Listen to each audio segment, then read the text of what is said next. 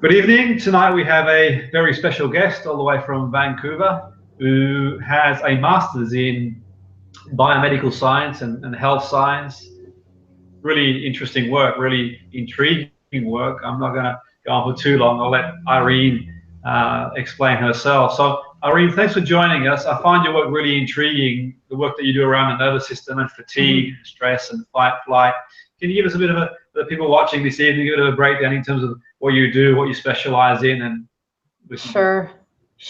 Well, what I'll start with first, Jim, is how I got into it, if that's okay. Yeah, sure. So, I was always into science and health and wellness in my 20s, and I had a series of injuries, physical injuries, skiing, actually, here in Canada, and wasn't getting better with all of the traditional sort of rehab therapies, stretching, physical therapy, all these things that we really prescribe to people. And my body was in pain, even though I was stretching. I was strong, but I was still weak.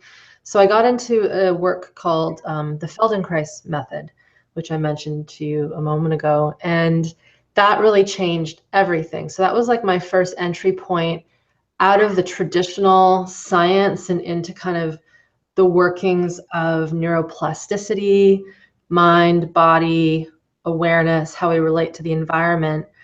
And so I actually ended up studying Dr. Moshe Feldenkrais's work. This was in 2004, and studied that till 2007, and then started practicing, had a practice going, and was successful with, I would say, about I'm being generous if I say 2/3 of my clients, but there was a big portion of people that, even though I was doing really good work with them, the stuff that helped me recover from my injuries, physical injuries, they weren't getting better.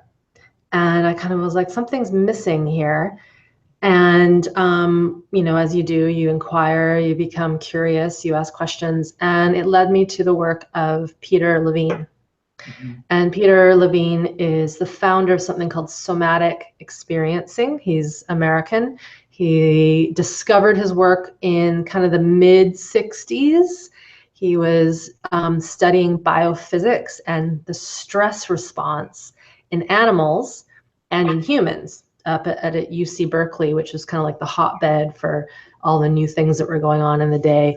And he realized that us humans have a tendency to keep our traumatic stress patterns in our physiology.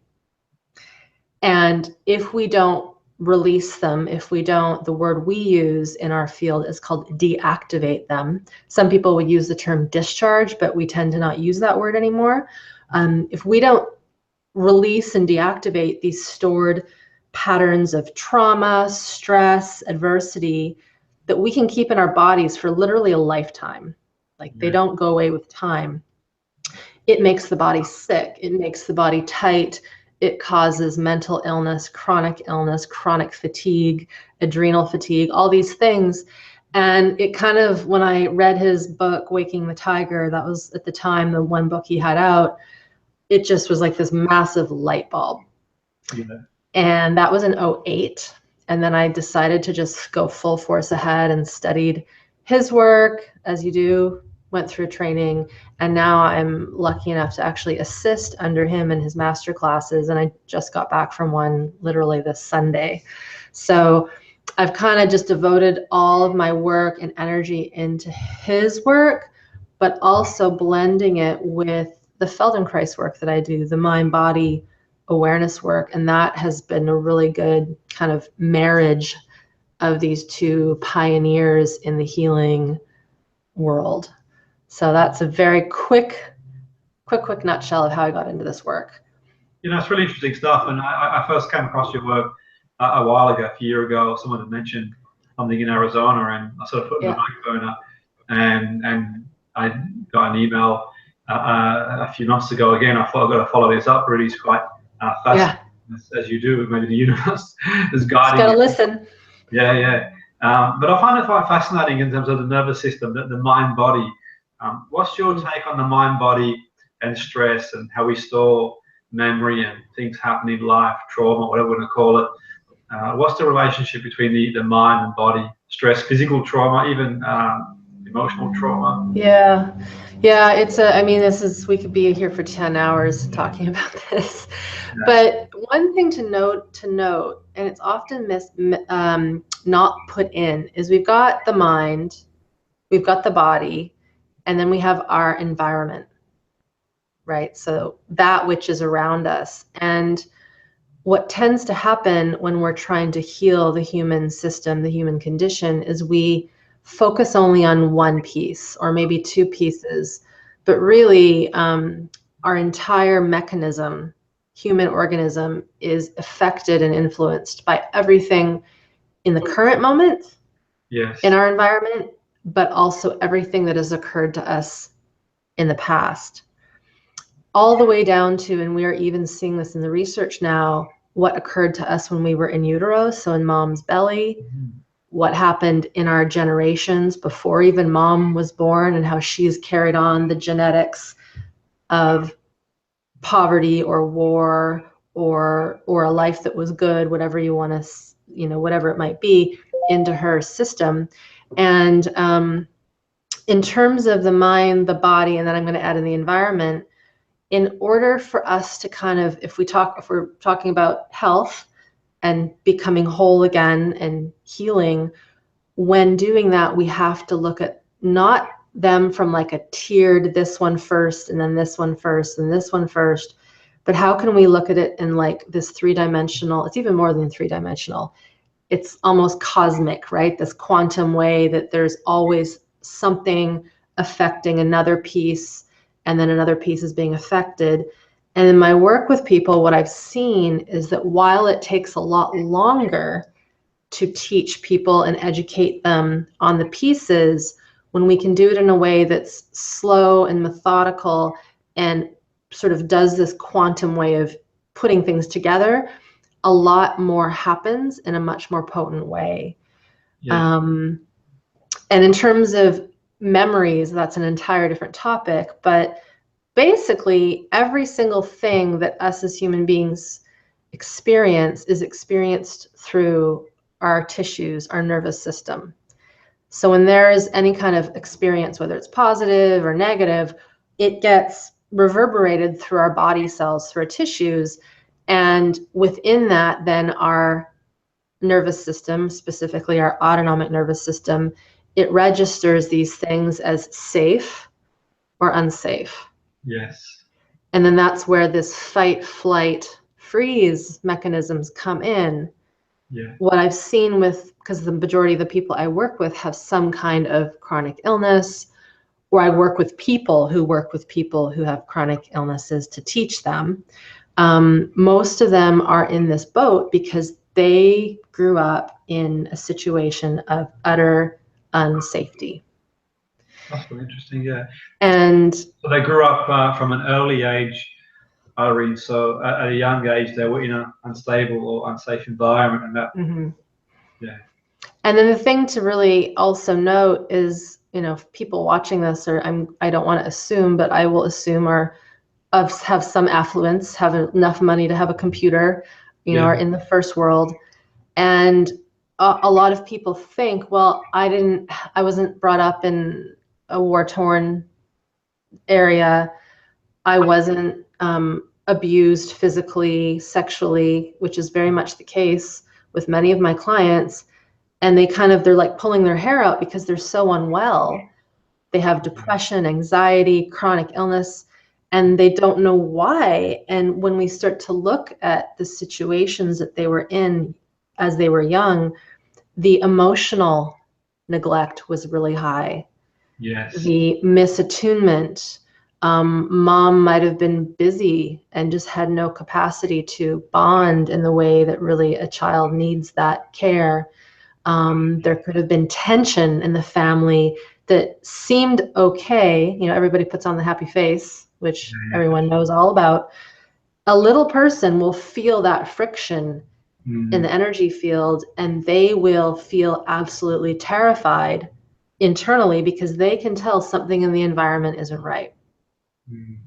That's really interesting. I think, Irene, it's certainly like when I watch sort of programs and I look at clients myself, and look around, and you kind of notice that the baby that didn't have that sort of soothing and love and care as the baby grows older, or even sometimes it's the biochemistry in the mother as well. So you're not just bonding that oxytocin with baby, then you're going to get that strive. And I remember watching a documentary once on the television, and it was about I don't want to mention names, so I don't know the person personally, but he talked about how he tried to make his mum laugh to get that attention as soon as he was enough to know. And throughout his life, he became a striver. And no matter how wealthy he got, this guy, no matter how many awards he won in the film industry, he talked about in his documentary how he never felt enough.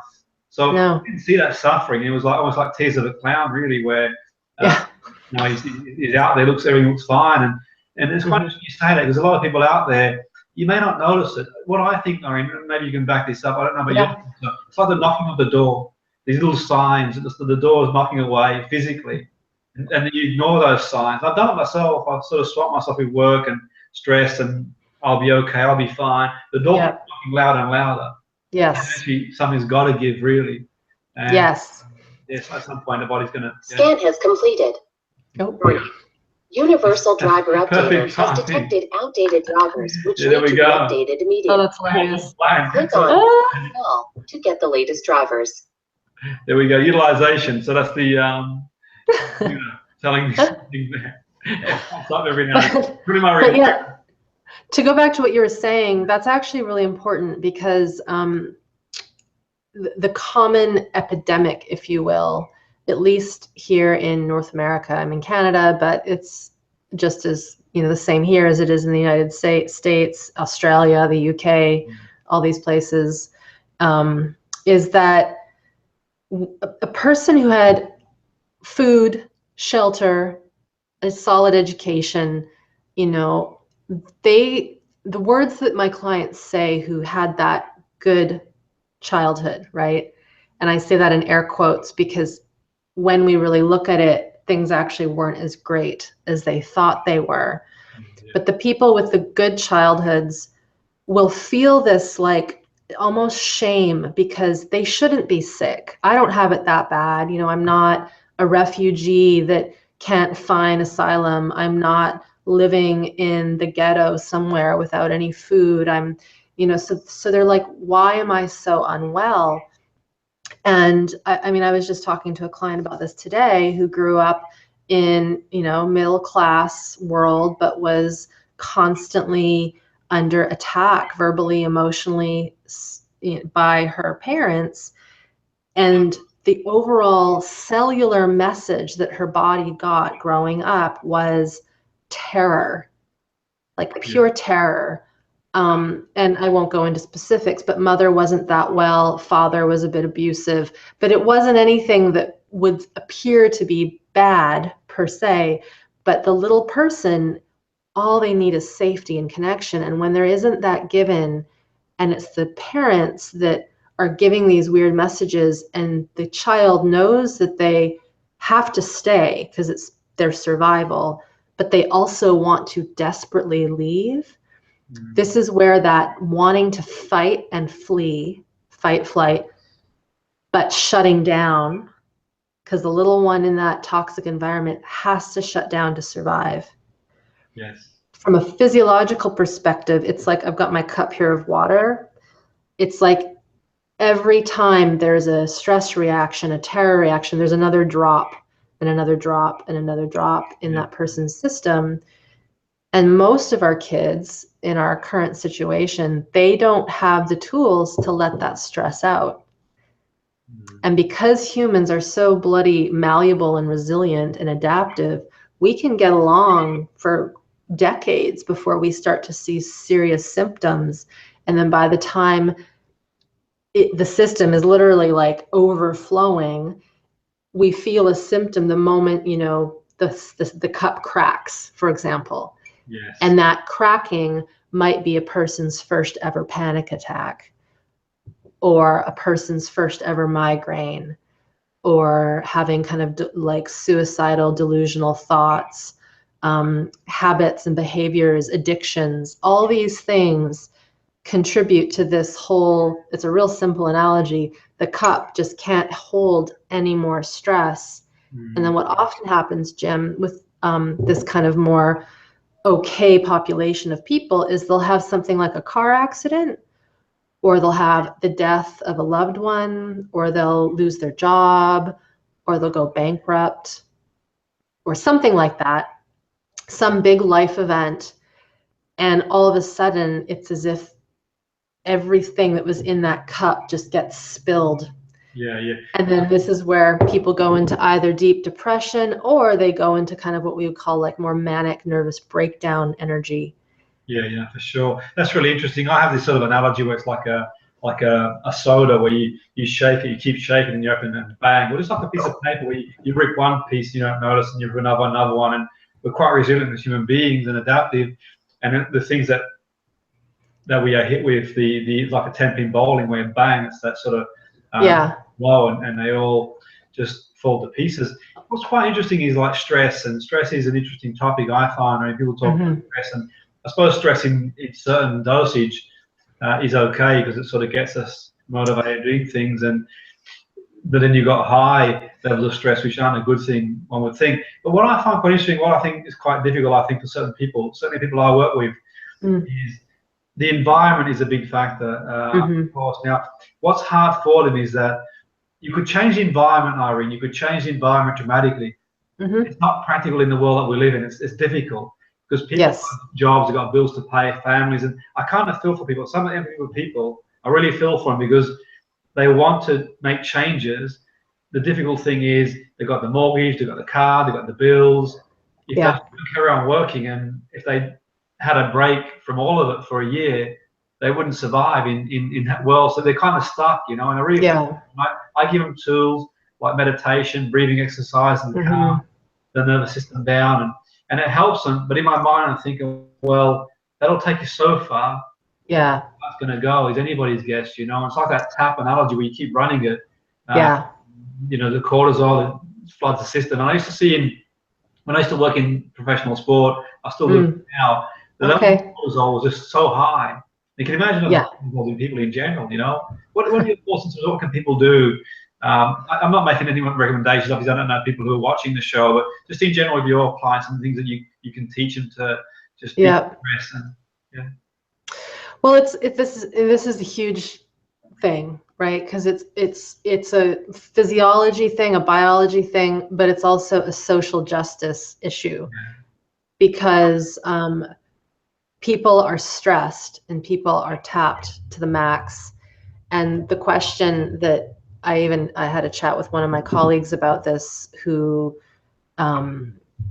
we talked I'll make sure to give you the interview. We talked about meditation and mindfulness and whether or not that work is even supposed to be used for stress relief, right? So we've got all these people that are so stressed with jobs and work and kids, and we're giving them these tools to bring that stress down in their crazy day. But the thing is the crazy day isn't going to go away. Yes. And so I think that the tools that someone might use to come down as a coping or management strategy, they're everywhere. You know, we don't have to talk about those so much, but it's kind of like, have you seen the movie The Matrix? Yes. I mean, it's a tough one to watch that from the perspective of reality, but in many ways, I like to see things macro myself. Is that we literally are living in this matrix where we have capitalized and industrialized the heck out of so much stuff, and the demands that people are putting on themselves are written. There's like this code that's been written that no one really wants to break anymore. Yes. Kind of like, I mean, one of the things I find the most disastrous for our future people are kids, and how they're constantly scheduled in so many activities and events. And there's no time in the family to just be at home, have a meal, and not have a million different things to rush to before or after. And in terms of sort of like this global thing, if someone's watching this who has a family, let's just say, for example, is to see like, how can you structure evenings and weekends in a way that's just not as jam-packed. So let's say a person has to go to work, they have to go to school, we have to do these things, but all other time that isn't needed to be scheduled, what would it be like to just not schedule and to have just more freedom to go for a walk, to sleep in, to clean the house together and make it fun?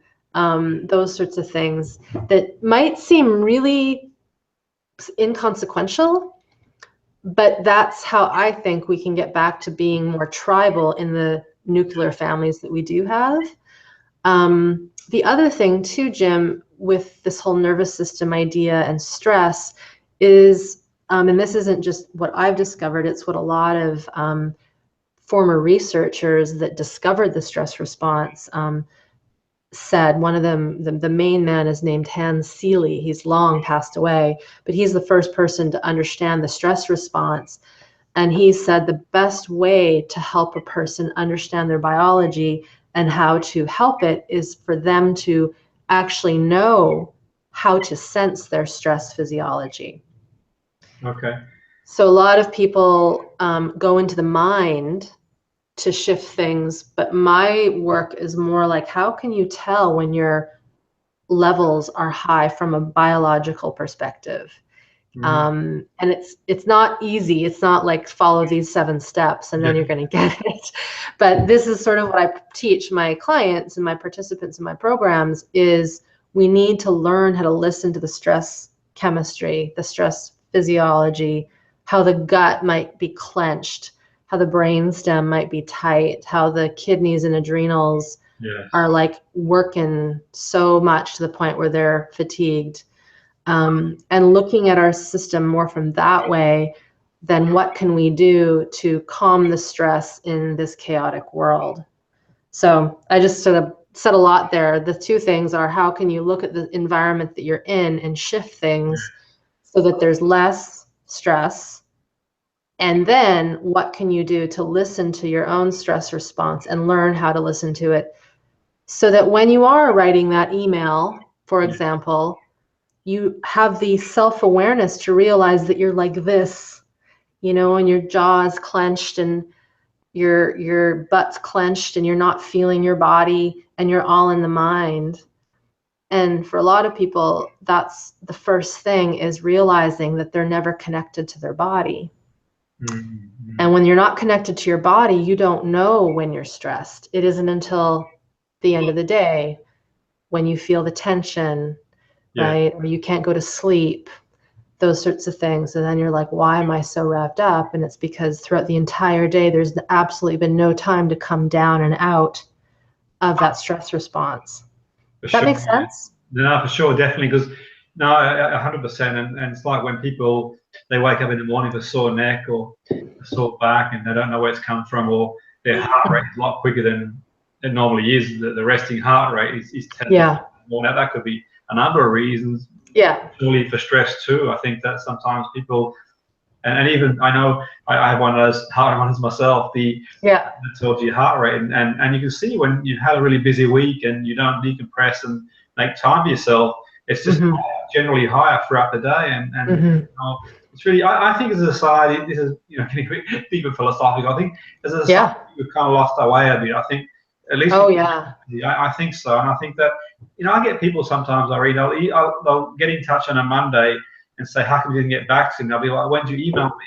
Well, I sent you an email on Saturday night. And I'm like, for real? I'm like, really? Saturday night? I'm not going to get back because I have a weekend off. If I'm not working on weekend, but there are times when I do what you say. I practice it and really just get in touch with nature, go for the walk and connect with family, do things that take your mind into absorption, into a state of awareness, and dissociate from the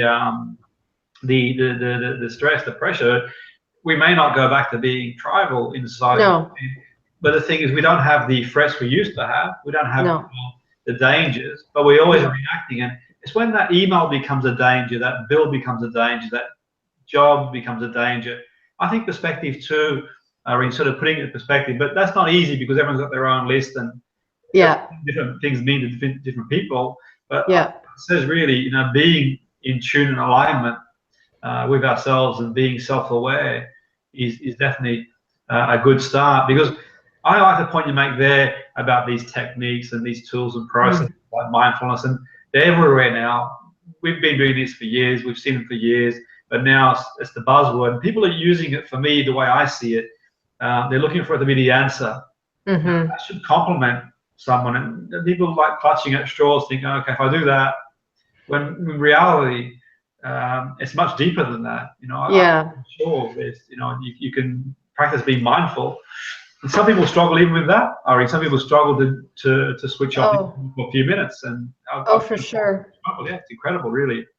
And the thing that's occurring now is there is this big wave towards mindfulness and meditation, and yet not many people even know what that means. Yes. Meditation is really not supposed to be for stress relief. It's supposed to be for spiritual development, as an aside. And we're using it as a way to try to make people more productive in the workplace, and right. So that's another thing in itself. And then mindfulness, just being aware. If somebody has got this underlying stress survival energy that is running the show because they had adversity and trauma and fear and unsafety growing up, or if they even had, one thing that's important to mention, medical trauma when you were really young, birth trauma, having a near-death experience when you're a child, that all constitutes as traumatic events that can put the system into a high stress state. And so we're trying to teach like our entire human population to be more zen and mindful, and yet the bulk of humanity is living in stress physiology and survival energy. And it's like you said, your fizzy bottle, it's like trying to calm those bubbles to the point where they're just going to explode if not careful. And what a lot of people are coming to me with are, I've tried the meditation, I've tried the mindfulness, I've tried the breathing, and they really think that they're broken, the people. And I'm like, you're not broken, you're just not ready for that yet. Yes. Right? We need to help you get these high energy states out of your system. You have to start to see and feel what it's like to feel safety, which is not easy when a person was brought up in an unsafe environment. It's more than just a mantra, right? Or a meditation. It's like deep work that takes time. And because our industries around health and healing promise these quick fixes. Yeah, of course. Right? When people come into this real deep work, they kind of have this anticipation that it's going to change in 10 weeks or 12 weeks or 2 months. And they think there's an end point where I'm going to be healed and then everything will be utopic. And it just doesn't work that way. So it's like, there's like this folding. It's like we have to turn it around, the whole way that we see human health, I think. And a lot of my colleagues think this as well. In our practices, what we're seeing works is a very different approach that isn't simple to describe. And like I said, I always joke like a 12-step handbook. It just it needs more than that. But luckily, there's more people that are seeing that the whole self-improvement, self-help, mind training world is leaving a lot of people behind.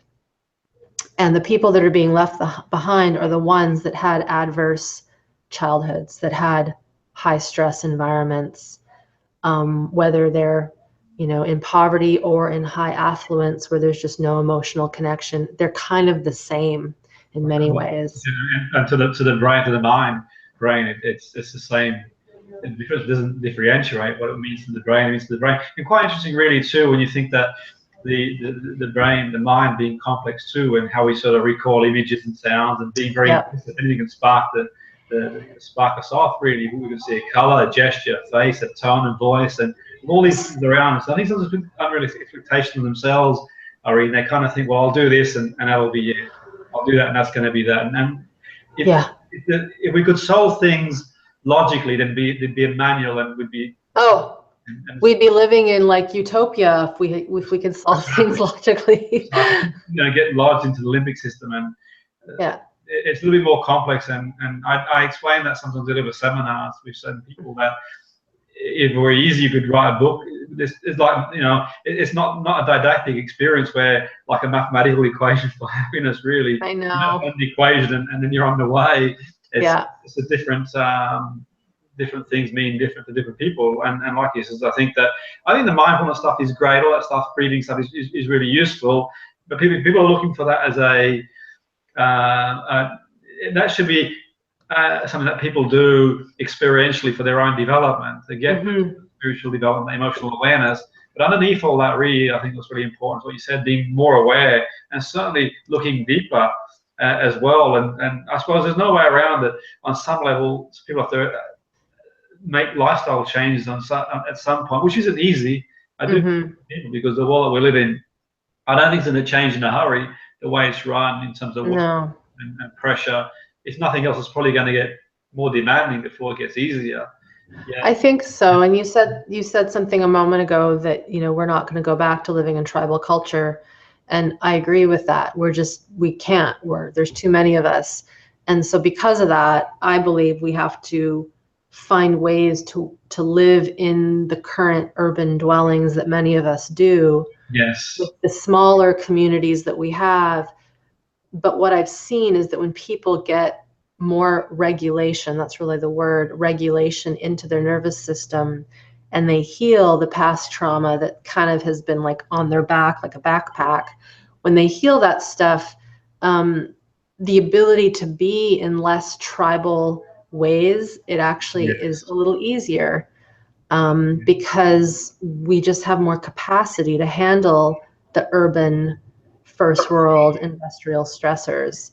Yes. But right now we're almost reaching this tipping point where we can't keep going on unless we literally let go of this sort of global survival energy that has been driving us for really thousands and thousands of years. That's really interesting, Irene. And I think that for me, in my journey, I think that from what I can see, people generally wait till they hit the bottom of the barrel, so to speak. Yes.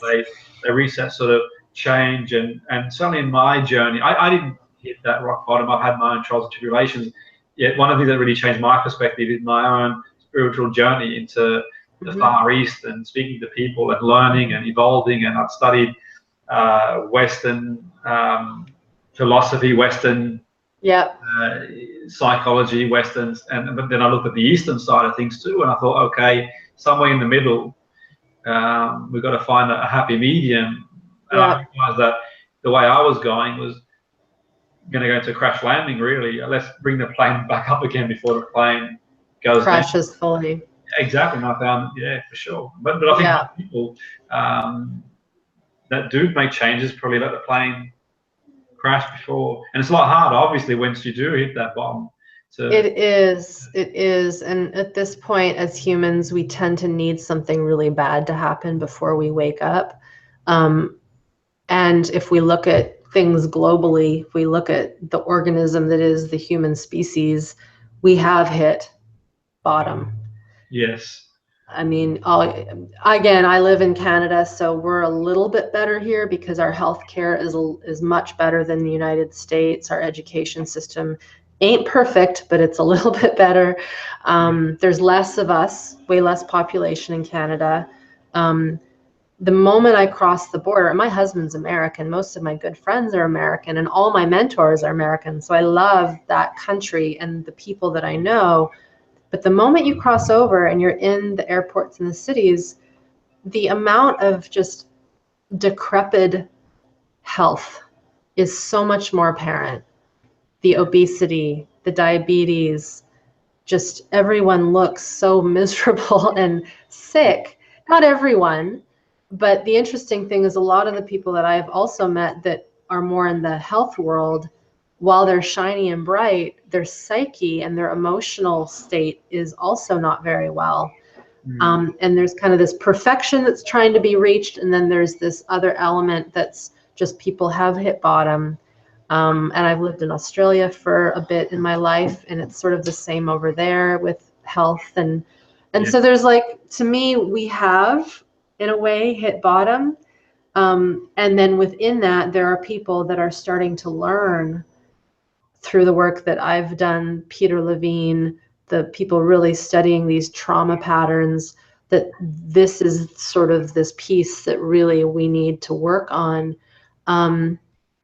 And if we don't, what occurs is that we just keep getting pulled back into our survival instincts. Yeah, for sure.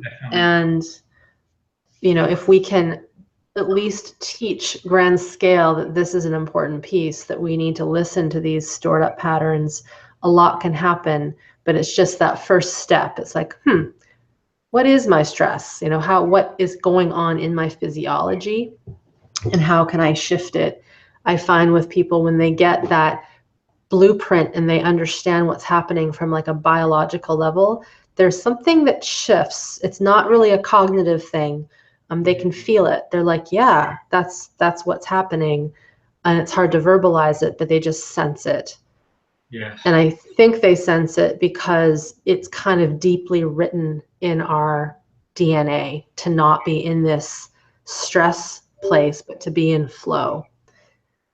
Yes, no, definitely, for sure. Because life can be a wonderful, joyous experience if we live in, well, when I say live in the now, do things that bring us in the now, things like walking and spending time with family and just being absorbed, watching a sunset, sometimes a sunset, a sunrise, and you're in that sort of altered awareness, and you are in the moment. And there are things that we can incorporate even in our environment that I'm sure can help us a lot. I think that life being the way it is, at least in this, whatever anyone believes in, at least in this genetic form, this is it. There's only one, there'll be another one else, never has been in this genetic form. So I think we owe it to ourselves to make the very most of the experience, and we're going to live our life in a state of chronic worry and stress, and as soon as you by, you think, well, what have I done? You know, and you know, to be fair to the people that do try to do the watching the sunset and going out for a walk, there will be a large portion of people that have tried to do these things, of course, and it doesn't work, and it's because their stress chemistry is running the show. Of course, so we can, right? And so that's sort of my desire is for those listening who have tried these things and they're still like coming up against this wall. It's like, this isn't because you're broken, it's because there's this other layer that hasn't been looked at. Yes. And when a person can get rid of some of those, I call them stressors that are lodged in the system, then they can enjoy that sunset. But if there's this knocking on their door that's telling them they're going to die, the world is a dangerous place. Of course, definitely. Right? So that's sort of that part that I think is really important for people to know. It's like, they're not broken if they can enjoy these things. For sure, very much so, yeah. And then to know that there's a way to shift that through this trauma work that's at the somatic level, the body level, so that they can enjoy these more simple pleasures. And not beat themselves up. And when they're struggling, because I find a lot of people, they resort to shaming themselves, to have a go at themselves, and certainly in my experience is normalizing it, saying, well, it's the mind's doing that, the mind is doing that. It makes sense in the mind, and the mind being the way it is, and so forth. I guess we've got to get to a point where we accept it is what it is, and not live in denial, and deal with what needs to be dealt with. And I think sometimes we look for these stopgaps, and for me it was experiential. For me, getting to that place of enjoying the sunsets and the walks, and it was through experience that sort of took me down that road, and experiences that I don't wish on other people, because they're not nice to have to go through these realizations. But I think for a lot of people, the world we live in, Irene, we wait for that moment. And I always say to people, reflection is really important. Don't wait to hit the bottom of the barrel. Develop yourself, look at ways to improve yourself, look at ways to prevention is better than cure, putting it that way, really. Life is precious, really. But it's been fascinating. We're sort of running out of time. I don't keep you, I know you've got a lot of things to do, but if you want to get in touch with you, or is anyone to get in touch with you or anything like that, have you got any details I can sort of... Yeah, the simplest way is my website. So it's just Irene, Irene, Lyon, Lyon, like the city in France, Lyon.com. And then when you go there, pretty much everything is all my social media, got lots of YouTube videos, lots of little ebooks. a blog, and then all the programs that I run are right on that site. So IreneLyon.com. Fantastic. Yeah, we only not even scratched the surface, really. I think, like you said, I know. well, fascinating anyway. I find it really fascinating speaking to you, and hopefully we can get you back on again at some point again. Irene, it'd be nice to speak to you more. Dive in a little deeper. Yeah. And who knows, next time in the US, or I might catch up with you at some time anyway. Come pop by, do a workshop. Yeah, no, for sure, definitely. It'd be fantastic. Definitely. Yeah. Thanks again. I really appreciate your time. And you are so welcome. Yeah. Speak soon. Thank you. Take care. Bye, everyone.